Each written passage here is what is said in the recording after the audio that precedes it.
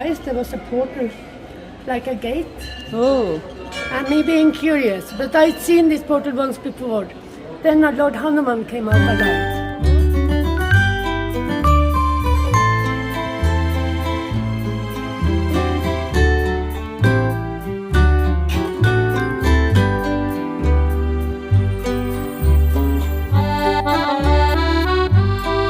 तो मित्रों, आज हम आपको दिखाने जा रहे हैं नाग मंदिर, जो कि है मकलोड़गंज में और बहुत ही प्राचीन और सुंदर मंदिर कहा जाता है। तो आज हम आपको इस मंदिर के दर्शन कराएंगे और यहाँ के बारे में सारी जानकारी देंगे। तो पीछे जो आपको ये गेट जैसा नजर आ रहा है, यहाँ से अंदर जाके हम चलते हैं और दर्शन कराते हैं शिव जी के एक बहुत ही प्राचीन सुंदर से मंदिर में।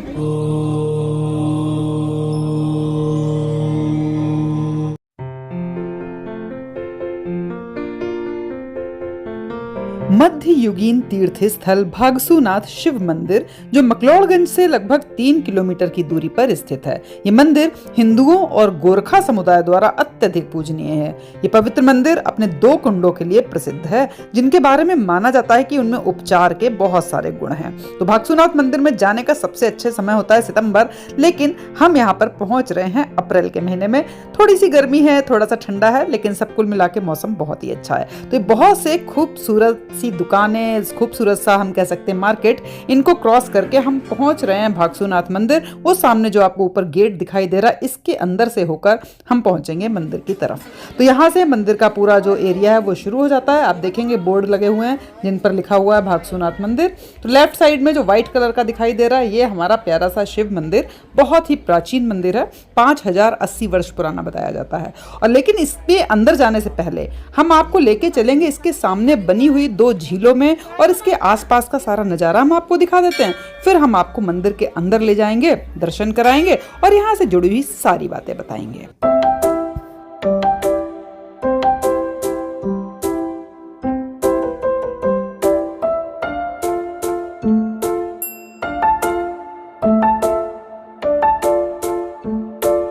बोर्ड पर सारा कुछ भागसूनाग मंदिर का इतिहास लिखा हुआ है, जो कि हम आपको पूरे वीडियो में भी बताते हुए ही चलेंगे। और यहाँ पर सामने आप देखेंगे लिखा हुआ है Gorkha rifles, first Gorkha rifles. तो अभी नीचे उतर के हम इधर का एरिया आपको बाद में दिखाएंगे, क्योंकि पहले हम आपको दिखा दे बहुत ही सुंदर सी मूर्तियां, बहुत ही सुंदर से जो भागीरथी नदी का जल आ रहा है यहाँ पे पीछे, वो सारा कुछ एरिया हम आपको एक बार दिखाते हैं। तो चलिए गणेश जी को प्रणाम करके हम अपने दर्शन की शुरुआत करते हैं। जय श्री गणेशाय नमः।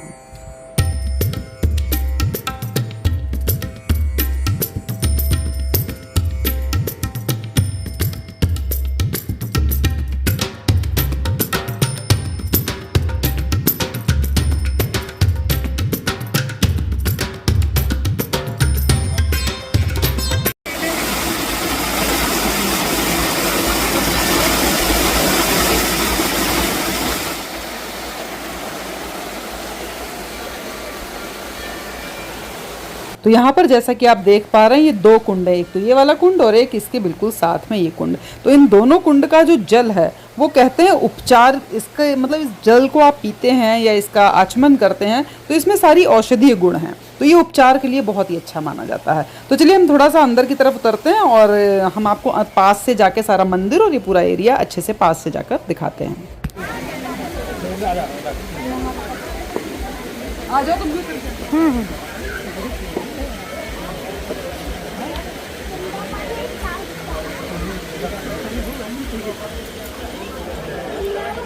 तो यहाँ पर आप देखेंगे दोनों जो कुंड है उनका जो जल है वो यहाँ पर आप यूज़ कर सकते हैं, सिर्फ पीने के लिए, नहाने या कपड़े धोने के लिए नहीं यूज़ करना है। तो ये पाइप जैसे स्ट्रक्चर 3 बनाए हुए हैं, तो इनके द्वारा आप जल को पी सकते हैं, आचमन कर सकते हैं, जो भी करना चाहें कर सकते हैं, लेकिन पीने के लिए यूज़ होता है क्योंकि ये बहुत ही उपयोगी जल है, इसको वेस्ट नहीं करना, ऐसा है। और सामने ये मंदिर आपको दिखाई दे रहा है, बहुत सुंदर सा मंदिर। अभी हम आपको पास में चल के सारा मंदिर दिखाएंगे। पहले हम आपको दिखाते हैं इस 2 कुंडों के आगे एक नीले रंग का बहुत सुंदर सा एरिया आपको दिखाई देने वाला है, जहाँ पे लोग आपको नहाते हुए दिखेंगे। तो चलिए आपको वो एरिया दिखाते हैं जहाँ पे लोग स्विमिंग कर रहे हैं और नहा रहे हैं।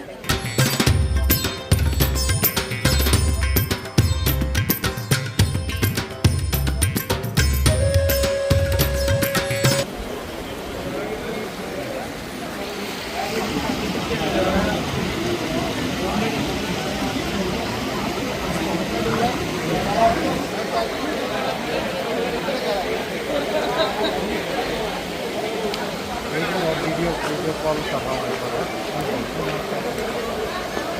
और अब हम दर्शन करेंगे एक अद्भुत शिवलिंग के। जो ये मंदिर है इसके अंदर का शिवलिंग, मैंने बहुत सारे शिवलिंग में 4 फेस तो देखे हैं शिवलिंग के चारों तरफ, लेकिन इसमें तो शिवलिंग के ऊपर भी एक फेस है, तो वो बिल्कुल ही अलग सा मंदिर ही आपको लगेगा, अलग से ही शिवलिंग लगेंगे। तो चलिए आपको दर्शन करा देते हैं थोड़ा हमारे भोलेनाथ जी के।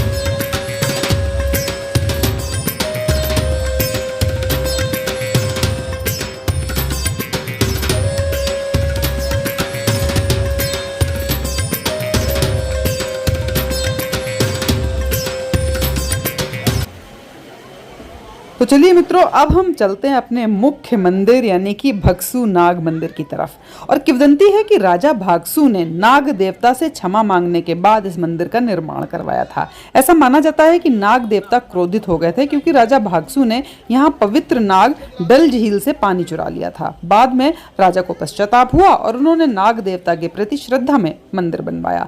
और अगर एक अन्य किंवदंती की बात करें तो यह तीर्थ स्थल भागसू वाला नामक एक विशिष्ट गोरखा समुदाय का संरक्षण था। यह भी माना जाता है कि इन शासकों ने यहाँ बाघ के सिर वाली टोटी वाले 2 जलकुंड बनवाए थे। तीर्थयात्रियों के लिए एक 2 मंजिला लकड़ी का घर भी उन्होंने बनवाया था। तो अब हम पहुंच गए हैं मंदिर की बिल्कुल सीढ़ी पे, तो चलते हैं अंदर और आपको दर्शन कराते हैं भागसू नाग महाराज जी के, यानी कि हमारे महादेव जी के।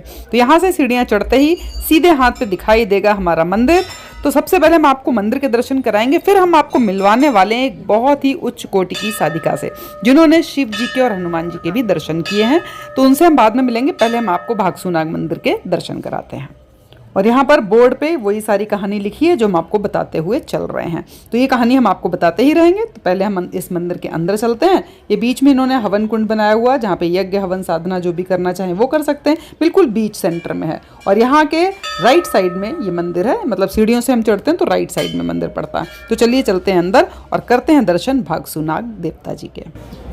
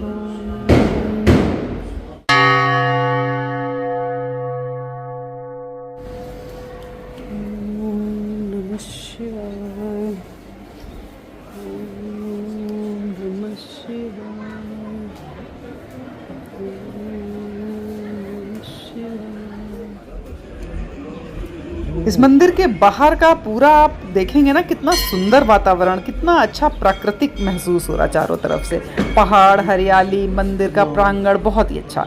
और अब सामने हमें एक जगह दिखाई दे रही है, वहाँ पे चलते हैं। वहाँ पर भी शिव जी हैं और शिव जी के साथ वो साधिका भी हैं, तो उनसे हम बातचीत करेंगे और दर्शन करते हैं।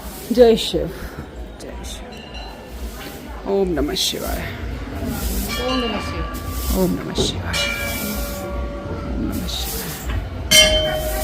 नमस्ते। Do you know Hindi? No, sorry. No?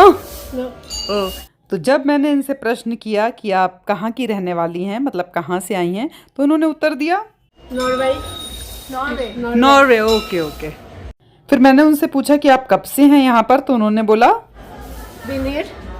Came to India September 22. September 22। First time. Okay. और जब मैंने उनसे पूछा कि आपका नाम क्या है, तो उन्होंने इतना सुंदर नाम बताया। उन्होंने बोला I am Durga Parvati. Durga Parvati. Wow, so nice, good. Married to Lord Shiva in Adi oh, Shakti. शिवाय ऑन योर हेड। Yeah. या, वेरी गुड। Here, ये हाँ, या, what is this? camels. Shiva has been weaving my hair, ओहो made me a crown. Okay उन्होंने अपने बालों में से एक अर्धचंद्राकार स्ट्रक्चर निकाला और बोला, I'm with Shiva, Adi Shakti. आदि शक्ति Male and female energy, always for creation. Otherwise, no creation. Ardhanarishvara Shiva, destruction. He ruins everything alone. Yes yes very good So, this is the most holy I know. It's a physical proof of previous lives. I dreamed of this since I was born. Found it when I was 54, exactly as in my dream. Now I'm 66. Lord Shiva has made a crown for it. From where you get this I found it in the north of Sweden near a railway station in Abisko. ओह अच्छा Had to dig it up. Okay. I just saw the mark from the bottom, as in my dream. Oh So the biggest stone I could see, and I Or you just got went- there? Yeah, Wow. I got it. Yeah. मतलब इन्होंने सपने में देखा और फिर उनको उसको डिग किया खोदा तो उनको ये मिल गया वहाँ पे तब से ये उसको अपने सर पे रखे हुए हैं This is the original hairs. Yeah. Oh. My long hair in 5 weeks. Lord Shiva made a lot of dreads. Oh. And when I took these dreads in a hairband to, I was making dinner. I took the hairband out, and this was born. फिर मैंने अगला सवाल किया कि क्या कभी आपने ईश्वर के, भगवान के कभी दर्शन किए, चाहे सपने में ही या कैसे भी? तो उन्होंने बताया, Seen him in reality. Reality where I was in Kathmandu in Nepali hive. या I was bending down for this picture of Lord Shiva. When I stood up, I opened my eyes. There was a portal, like a gate. Oh And me being curious, but I'd seen this portal once before. Then a Lord Hanuman came out alive oh and greeted me. Oh And this time I knew nobody would come. So, and I'm curious, so I stepped over with one foot, stepped on green grass where the other was is concrete. I looked and I saw Lord Shiva holding my body, oh my God and he's the most beautiful I've ever seen. And he's my husband. Oh And he said to me, "You are welcome home. Your holster is safe until you return." So I took my other foot. I went over.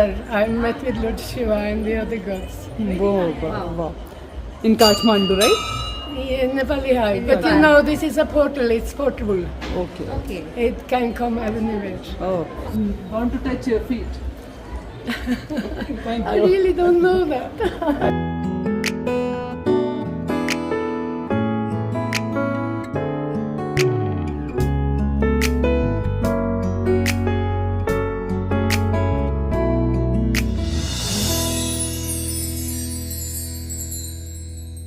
तो चलिए अब आपको लेकर चलते हैं शनिदेव मंदिर की तरफ, लेकिन रास्ते में ही हमें कुछ और दिखाई दे रहा, तो इनके भी दर्शन करते हैं, फिर बढ़ेंगे आगे।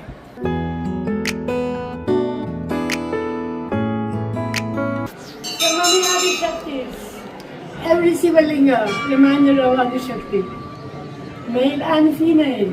या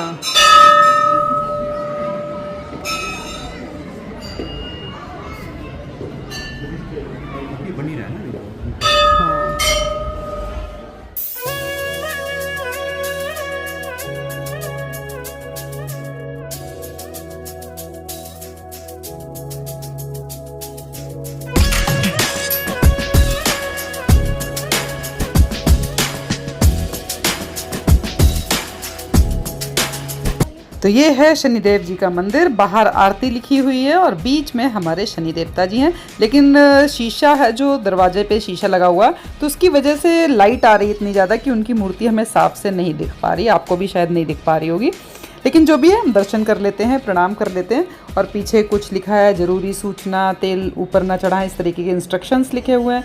और यहाँ पर शनि देवता जो है पत्थर के जो बनाते हैं ना, एक स्ट्रक्चर शनिदेव का वो बना हुआ है। तो बहुत ही ऊंचाई पर ये मंदिर है और ऊपर से देखने पे नीचे का नज़ारा अलग ही लगता है। और यहाँ पर आप देखेंगे पत्थर पे नाग की मूर्ति है, शायद ये कई जगह पे मैंने इस मंदिर में बनी हुई देखी है। तो चलिए उतरते हैं इन सीढ़ियों से नीचे की तरफ और आपको हम ऊपर से नीचे का नज़ारा दिखाएंगे जो बड़ा ही अद्भुत लग रहा है मुझे देखने में। लेकिन उससे पहले यहाँ लेफ्ट साइड में कुछ और भी मूर्तियाँ, इनके भी दर्शन कर लेते हैं।